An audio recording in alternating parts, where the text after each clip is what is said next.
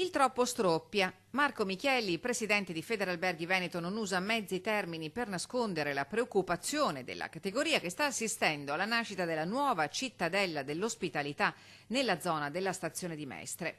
All'inizio era solo un ostello, giusto compromesso per agevolare la generazione degli Interrail. La preoccupazione c'è alta, è inutile che la nasconda, anche da parte dell'Associazione Veneziana Albergatori.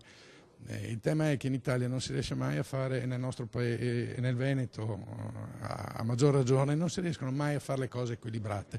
Io 7-8 anni fa a un convegno dicevo: è possibile che non ci sia un bello ostello per i ragazzi che non hanno i soldi per poter scendere negli alberghi di Venezia, eccetera, e tutti mi hanno guardato come fosse un deficiente.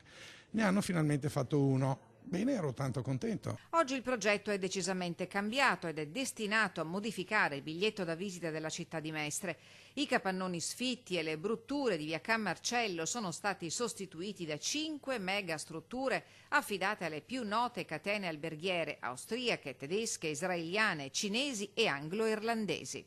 Credo che adesso siamo a 5.000 posti letto, francamente credo che possiamo cominciare a ospitare gli studenti cinesi, tutti però. E quindi, come al solito, in Italia si esagerano le cose. Agli alberghi si affiancheranno negozi, piazze e bar. Rivista la viabilità pedonale da e per la stazione ferroviaria. Fine dei lavori entro il 2018. Ad aprile 2019 l'apertura delle nuove strutture, in attesa di mettere mano ad un altro progetto, quello che darà nuovo volto anche alla stazione dei treni di Mestre.